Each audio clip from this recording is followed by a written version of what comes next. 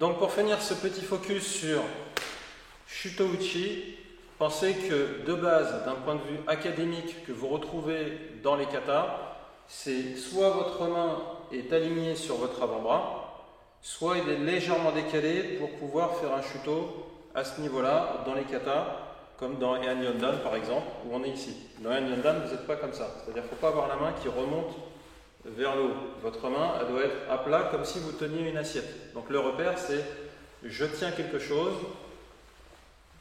et je peux poser quelque chose sur ma main. Ensuite, sur l'autre côté, là, lui, il est dans le prolongement de l'avant-bras. À ce moment-là, pour frapper sur le côté.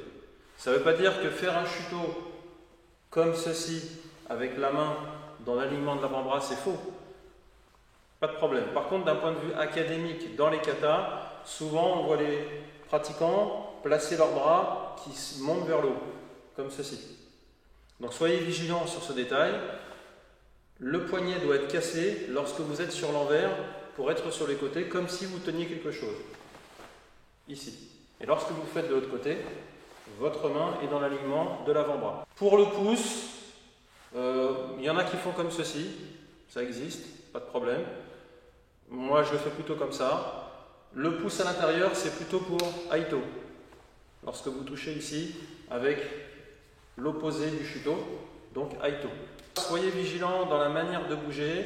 N'oubliez pas que lorsque vous effectuez un mouvement circulaire avec votre bras, c'est pas uniquement parce que votre bras fait un mouvement circulaire, c'est parce que vous effectuez un déploiement de la technique avec le coude ou un déploiement de la technique avec le coude et le corps faisant un mouvement d'arrière vers l'avant, par exemple, ou d'avant vers l'arrière, ça va créer cette ouverture et ça va créer ce mouvement circulaire fermé, ça va créer le mouvement circulaire parce que c'est votre corps qui bouge pour venir verrouiller.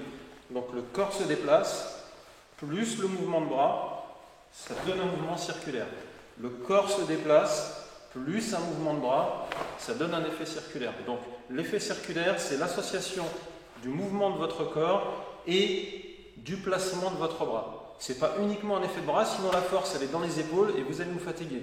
L'objectif du karaté, c'est de travailler avec un minimum de fatigue. C'est-à-dire de retarder le moment où vous allez vous fatiguer pour ne pas épuiser tout de suite dans vos réserves physiques ou de résistance physique, comme un coureur de fond qui va courir longtemps et puis avoir une capacité respiratoire assez forte pour tenir jusqu'au bout l'effort.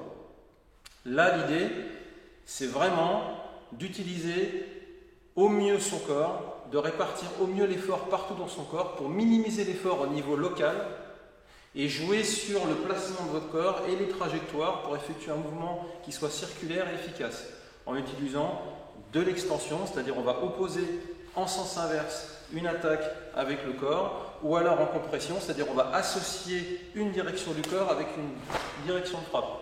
Donc associer, c'est visser au centre et là on va chercher à comprimer et lorsqu'on est dans l'extension, on va opposer deux trajectoires pour retrouver un impact opposé à la direction où votre corps va bouger. Voilà, donc ça c'est des points que vous devez avoir en tête quand vous faites Shuto.